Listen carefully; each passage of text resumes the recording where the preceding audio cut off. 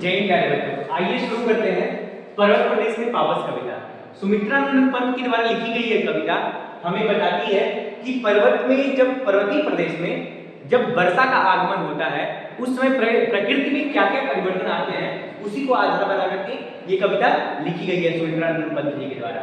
तो सबसे पहले इस कविता को जानने से पहले हम थोड़ी बहुत जानकारी एकत्रित करेंगे कि कवि के बारे में, कवि पंत जी के बारे में थोड़ी बहुत जानकारी एकत्रित करेंगे।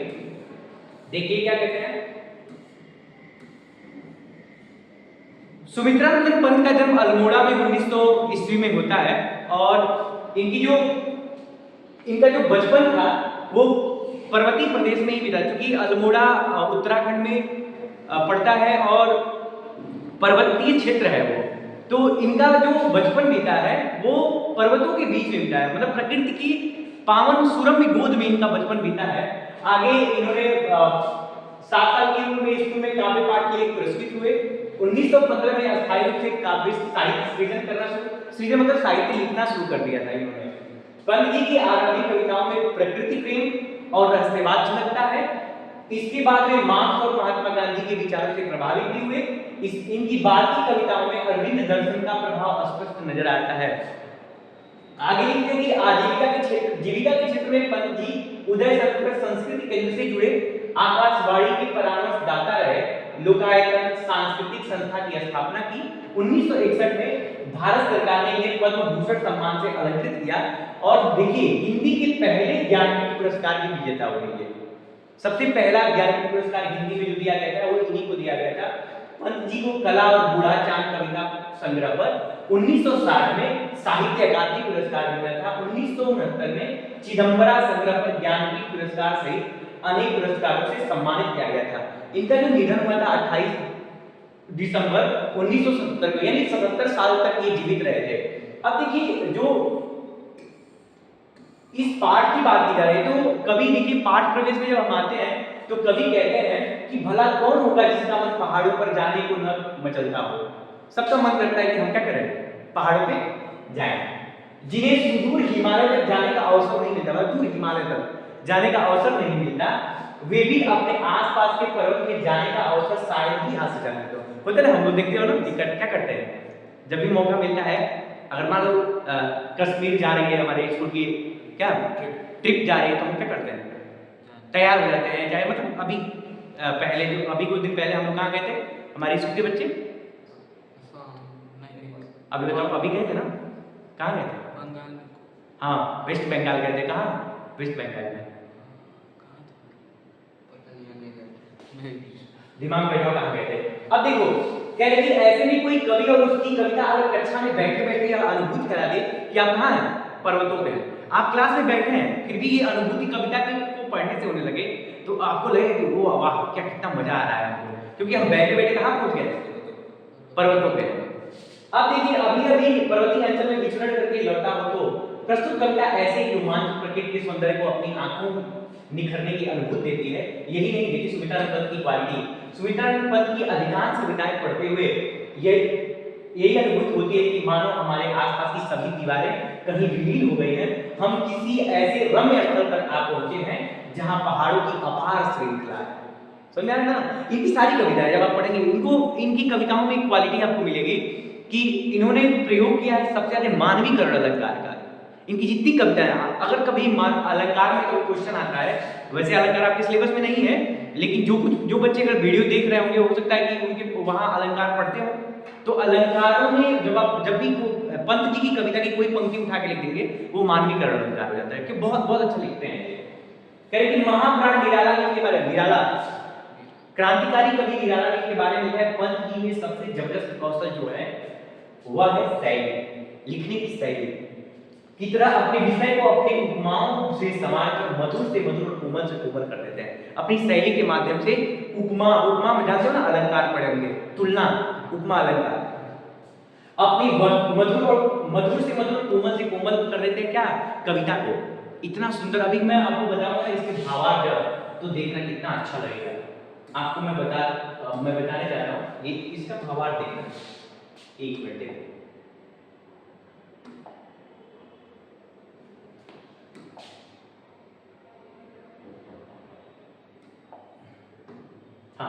देखिए कविता शुरू होती है, कवि कहते हैं पावस ऋतु की पर्वत प्रदेश, पल पल परिवर्तित प्रकृति देश। पहले इसको देखते हैं। यहां पे कवि क्या कहते हैं, पावस ऋतु। पावस मतलब बता सकते हैं, वर्षा। ऋतु मतलब मौसम। थी कहां पे, पर्वत प्रदेश। कवि कह रहे हैं, एक लाइन में ध्यान समझना, कितनी इजी तरीके से बता रहे हैं कवि। पल पल, पल पल मतलब प्रत्येक क्षण, पल पल मतलब प्रत्येक क्षण, प्रत्येक क्षण। परिवर्तित बदलना, क्या होता है, परिवर्तित करना, बदलना। प्रकृति वेश, प्रकृति, प्रकृति मतलब वही नेचर, और वेश मतलब रूप रंग। क्या होता है, रूप रंग, रंग होता है रंग। देखिएगा कह रहे कि पर्वतों पर क्या थी, वर्षा का मौसम था। जो प्रकृति थी वो क्या कर रही थी, अपने रंग को बार बार बदल रही है। देखिएगा जब बारिश होता है ना, तो बारिश का मौसम जब क्योंकि गर्मी के बाद बारिश होती है, और बारिश के बाद क्या होता है ना कि गर्मी से पूरे पर्वत सूखे पड़ जाते हैं। और जब पहली बार बारिश होती है तो जो उस पे जो उसकी जो क्या कहते हैं घास होती है ना, ग्रास, वो धीरे धीरे उगने लगती है और वो कलर बदलने लगता है। और कैसे बदलता है, क्योंकि बारिश जब होती है तो कभी धूप होता है, कभी छांव होती है, तो जैसे जैसे धूप पड़ता है उसका कलर बदल जाता है, जब छांव होती है तो अलग कलर में बदल जाता है। तो यही कवि कह रहे हैं, ध्यान से समझना, उसको समझो। ये मान लीजिए पर्वती है, पर्वत है, ध्यान देना, पर्वतों की बात करना है। अभी ये उदाहरण मैं अभी इसका प्रयोग करूंगा, देखिएगा। कह रहे कि प्रकृति जो है वो बार बार अपने रंग क्या करती है, बदलती रहती है। कब, वर्षा ऋतु, ठीक है ना। वर्षा ऋतु का मौसम जो ही पर्वतों पर आता है, प्रकृति अपने रूप को क्या करती है, बार बार बदलने लगती है। इतना समझ में आया ना। तो इस पद में कवि क्या कहते हैं, पद सुमित्रा नंदन कहते हैं कि पर्वतों पर जब बारिश की ऋतु आती है, वर्षा का मौसम आता है, तो प्रकृति जो होती है अपने रंग को क्या करती है, बार बार बदलती है। और बदलने का कारण क्या होता है, कभी धूप कभी छांव, समझ आया ना। तो वो रंग बदलता है। आप देखिए ना, धूप पड़ता है तो अचानक से पूरा सफेद हो जाता है, फिर वो छांव होती है तो क्या होता है, अलग कलर में जाता है। फिर देखिए आगे क्या कह रहे हैं, इस पंक्ति में देखना, ये इस पंक्ति में ध्यान से देखना। कह रहे हैं कि मेघलाकार पर्वत अपार, अपने सहस्त्र दीप सुमन सार, अवलोक रहा है बार बार, नीचे जल में लीन महाकाल। क्या, जिसके चरणों में पला ताल, दर्पण सा फैला है। देखो कितनी अच्छी बात कर रहे हैं। कह रहे मेघलाकार, मेघलाकार मतलब करधनी के आकार का, पर्वत अपार, बहुत विशाल पर्वत। पर्वत छोटा तो है नहीं, हिमालय, क्योंकि हिमालय का ही भाग है कहाँ, उत्तराखंड। तो कह रहे कि जो पर्वत है वो करधनी के आकार का पूरा विशाल सुदूर तक फैले हुए हैं। कौन कह रहा है, पंत कह रहे कि फिर क्या होता है, अपने सहस्त्र, अपने खुद के, सहस्त्र मतलब हजारों, दृढ़ सुमन पुष्प रूपी आंखों को फाड़ करके क्या कर रहा है, अवलोक, अवलोकना मतलब देखना, अवलोक का अर्थ क्या होता है, देखना, देखना नहीं। कभी कोई कहता है मैं उनका अवलोकन कर रहा हूं, मतलब देख रहा हूं। क्या कर रहे हैं, अवलोक रहा है बार बार। कौन अवलोक रहा है, वही पर्वत बार बार, नीचे, नीचे मतलब अपने नीचे जल में बहते हुए, जो नीचे तालाब का जल है उसमें निज अपने महाआकार, विशाल आकार को, महाआकार मतलब विशाल आकार।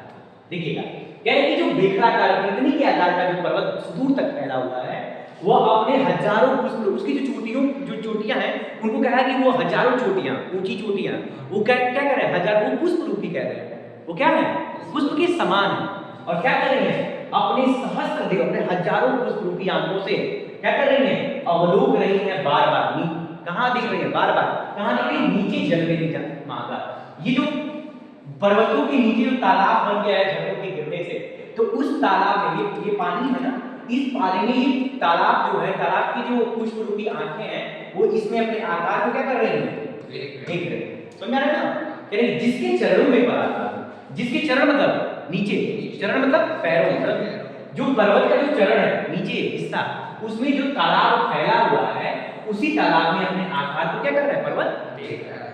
ठीक है, फिर देखिए कह रहे कि जो मेघलाकार जो पर्वत है, करधनी के आकार के जो सुदूर तक फैले हुए पर्वत है, वो अपने हजारों पुष्प आंखों से अपने नीचे बहते हुए जल में अपने विशाल आकार को क्या कर रहे हैं, महाआकार। महाआकार मतलब महान आकार को, महान आकार मतलब अपने विशाल आकार को क्या कर रहे हैं, देख रहे हैं, जिसके चरणों में पला, जिसके चरणों, जिसके नीचे जमीन, जिसके पैरों के नीचे क्या है, ये तालाब का पैर मान लिया गया, सॉरी पर्वत का पैर मान लिया गया है, उसके चरणों में वो तालाब फैला हुआ है और उसी में वो किसके समान लग रहा है, दर्पण, आईने का काम कर रहा है। वो तालाब किसके काम कर रहा है, किसके लिए, पर्वत के लिए। क्लियर? फिर से देखिए, कह रहे कि जो हजारों कुरूपी आंखें जो सुदूर तक फैले हुए कर्दनी के आकार के जो क्या है, पर्वत है, वो अपने हजारों कुरूपी आंखों से क्या कर रहे हैं, अपने नीचे बहते हुए जल में क्या कर रहे हैं, अपने आकार को देख रहे हैं। और जो है कि वो जो आकार, जो तालाब है, वो उनके लिए किसका काम कर रहा है, आईने का काम कर रहा है, दर्पण का काम कर रहा है। कोई दिक्कत समझ में आ रहा है ना, कर लोगे, इसको थोड़ा सा ध्यान दोगे फिर से आप कर लोगे। अब देखो, अब इसको थोड़ा सा क्या करते हैं, इसको अब देखो, इस पंक्ति में कवि क्या कर रहा है, ध्यान से देखना, समझ में आ रहा था ना? Yes sir. थोड़ा भी दिक्कत हो तो बताना, ठीक है। अब देखिए, अब कवि कह रहे हैं कि गिरि का गौरव गाकर झरझर, मद में नस नस उत्तेजित कर, मोती की लड़ियों से सुंदर झरते हैं झाग भरे। आगे है, गिरिवर के उर से उठ उठकर उच्च आकांक्षाओं से तरवर है, झांक रहे नीरव नभ पर अनिमेष अटल कुछ चिंता। ध्यान देना, अनिमेष अटल कुछ चिंता। अब देखो क्या कह रहे हैं कवि, कह रहे गिरि का गौरव गाकर झरना, कह रहे हैं कवि कि जो पर्वत है, ध्यान दीजिएगा, जो ये पर्वत है सुदूर तक फैला हुआ है, आपको बताया कि सुदूर मतलब बहुत दूर तक फैला हुआ, पर्वत छोटा है नहीं। तो पर्वत जो है वो कह रहा है कि उस पर्वतों के उर मतलब हृदय होता है। उर मतलब क्या होता है, गिरिवर के उर मतलब हृदय। देखिए, गिरि का गौरव गाकर झरझर, जो झरने इस पर्वतों से जो गिरते हुए क्या है, झरने। ध्यान से देखना,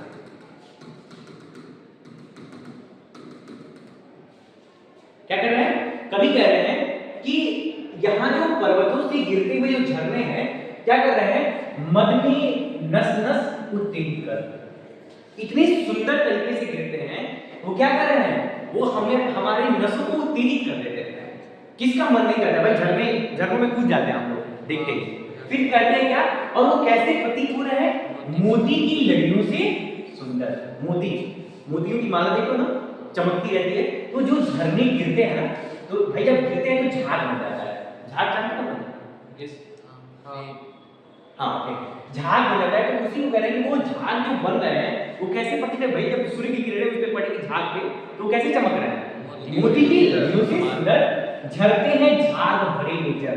वो झरते हुए जो झरनों के जो झाग हैं वो जब बन जाते हैं तो कैसे प्रतीत होते हैं, कभी कह रहे हैं कि मानो मोती की लड़ियों से सुंदर लगते हैं। ऐसा प्रतीत होता है कि जैसे मोतियों की क्या कर रहे हैं, लड़ियां गिर रही हैं। समझ में आ रहा है ना? देखो पानी, सूर्य की रोशनी के बीच में पानी गिरता है, बड़ा चमकता है। उसी को कह रहे हैं, सोचिए आप कह रहे हैं, इमेजिन करो कि कितने सुंदर उस समय दिख रहे हैं। और फिर कह रहे हैं, अब देखो जब भाई झरने जब गिरते हैं तो वैसे तो जब उठते हैं, अब देखिए झरने में यहाँ झरनों की गिरने की बात है, लेकिन पर्वतों पे जो पेड़ पौधे हैं कि नहीं, पेड़ पौधे भाई, इसके पर्वतों पे पेड़ भी तो है, उनकी वृक्ष, तरवर मतलब क्या होता है, वृक्ष। क्या होता है, ध्यान से देखना, तरवर का मतलब क्या होता है, वृक्ष। कहें कि गिरिवर मतलब पहाड़, पर्वत के उर मतलब हृदय। पर्वतों के हृदय से उठ करके क्या करते हैं, उठ कर उच्च आकांक्षाओं से तरवर मतलब पेड़ जो है पर्वतों के हृदय से ऊपर उठे हुए हैं और क्या कर रहे हैं, झांक रहे नीरव नभ पर। वो कहां दिख रहे हैं, आकाश की तरफ। किस तरह से, अनिमेष अटल कुछ चिंता। अनिमेष मतलब एक टक, अटल मतलब एक जगह स्थिर, और चिंता कुछ चिंतित होते हुए क्या कर रहे हैं, आसमान की तरफ देख रहे हैं। और उच्च आकांक्षाएं, उनकी आकांक्षाएं कैसी हैं, ऊंची हैं। उच्च आकांक्षाओं का मतलब क्या होता है, हाँ ज्यादा चाहने की, ज्यादा ऊपर उठने की आकांक्षा। हम भी कभी हमें भी सीख देते हैं कि हमें भी जीवन में ऊंची आकांक्षाएं रखनी चाहिए। कभी आकांक्षाओं को देखो, महत्वाकांक्षा हमेशा ऊंची रखनी चाहिए, लेकिन लालच हमेशा शून्य रखना चाहिए। लालच नहीं रखनी चाहिए, लालच करोगे तो कुछ नहीं मिलेगा।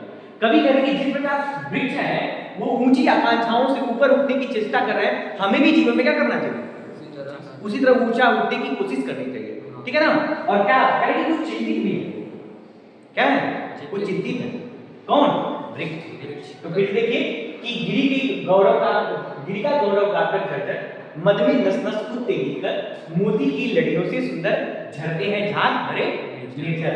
गिरिवर के उड़से उठ उठकर उच्च आकांक्षाओं से तरवर है झांक रहे हीरो नंबर अनिमेष अटल कुछ चिंता। देखिएगा एक टक सांझ होकर के देख रहे हैं, कौन, पेड़, कहां, और किस प्रकार से, उच्च आकांक्षा। क्लियर हो गया ना। तो इसमें कोई दिक्कत नहीं। आप देखो अब यहां देखिए लास्ट में, अब उसका जो चिंतित आकाश की तरफ देख रहे हैं, तो अंत में कवि क्या कहना चाहते हैं, ध्यान दीजिएगा। इसको देखो थोड़ा सा, यहां देखिए अचानक से कह रहे हैं कि तेज बारिश जब क्या होती है, तेज बारिश जब होती है तो आसमान में धुंध छा जाता है, धुंध जानते हो ना, हाँ, पूरा धुआं फॉर्म हो जाता है। अब देखना कैसे, कभी कह रहे हैं ये पर्वत है, इसी से समझोगे तो बारिश जब होती है, बारिश की जब बूंदें गिरती हैं तो अचानक से आसमान में क्या रहता है, धुंध छा जाता है, ठीक है ना। तो कह रहे हैं उड़ गया अचानक लो उधर। अब यहां देखो उड़ गया अचानक लो उधर, उधर फड़का अपार पारक के पर। भूधर किसको कहा गया है, भूधर किसका पर्यायवाची है, पर्वत का, पर्वत का। भू मतलब भूमि को, भूमि को धरने वाला, भूमि को धारण किया कौन है, पर्वत। उड़ गया अचानक लो उधर। अचानक से जब पारे गिरते हैं वहां पे, मतलब क्या होता है, धुंध छा जाता है, बारिश के बाद अचानक देखिए ना मौसम जब साफ होता है, धुंध छा जाती है। तो पर्वतों पर जब धुंध छा जाती है तो क्या करे कि अचानक उड़ गया अचानक लो उधर। अचानक मतलब क्या होता है, सडन, ऐसा प्रतीत होता है कि वो जो पर्वत है वो क्या हो गया, उड़ गया, कहां, फड़का अपार पारक के पर। मतलब सफेद पंख, पर मतलब होता है पंख, पर मतलब क्या होता है, पंख। बादल रूपी जो सफेद बादल, देखिए जब धुंध छाती है ना तो बीच बीच में बादल आ जाते हैं, देखिएगा क्या होता है, धुंध से बादल ऊपर का हिस्सा दिखेगा, नीचे का दिखेगा, बीच में लगाया। तो कहते हैं कि जब ऐसा प्रतीत होता है बादलों पर तो लगता है कि जो पर्वत है वो आसमान में क्या हो गए, उड़ गए। आदेश भाई ये बादलों का हिस्सा लेके उड़ जाता है ऊपर, लगता है ऐसा प्रतीत होता है, कभी कहते हैं। तो करें उड़ गया अचानक वो उधर फड़का पर पंख, मतलब चमकीले बादलों, बादल रूपी चमकीले पंखों को लेकर लगता है कि आकाश पर्वत क्या हो गया, उड़ रहा है, होता है ना ऐसा प्रतीत। कभी देखना जाओगे ना, मैं तो श्रीनगर में रहा हूँ, तो श्रीनगर में आप देखोगे बहुत क्या ही होता है, वो सुंदरता में व्याख्या आई कैन नॉट एक्सप्लेन, मैं व्याख्या ही नहीं कर सकता। फिर आगे क्या कहते हैं, देखिएगा तुम्हें तो यहाँ प्रॉब्लम हो ही जा रही है। अब देखो यहाँ पे क्या कह रहे हैं, हमने बताया कि ऐसा प्रतीत होता है कि बादल क्या जो पर्वत है, सफेद बादल रूपी पंखों को लेकर क्या हो रहा है, उड़ रहा है। फिर आगे क्या कह रहे हैं, रवशीष रह गए हैं निर्झर है टूट पड़ा ऊपर अंबर। और क्या हो रहा है, रवशीष केवल शांति ही रह गई है, और क्या होता है, लगता है कि अंबर मतलब आकाश कहां टूट कर गिर पड़ा है, भूमि पर, भू पर, जमीन पर टूट करके ऐसा प्रतीत होता है कि जो पर्वत है वो जमीन पर टूट करके क्या हो रहा है, भाई नीचे वाला हिस्सा दिख रहा है, ऊपर वाला क्या है, तो लगेगा कि टूट गया है बीच से। तो वही कह रहे हैं कि ऐसा लगता है कि वो तो टूट के क्या हो गया, जमीन पर गिर गया है, क्या गिर गया टूट के, पर्वत।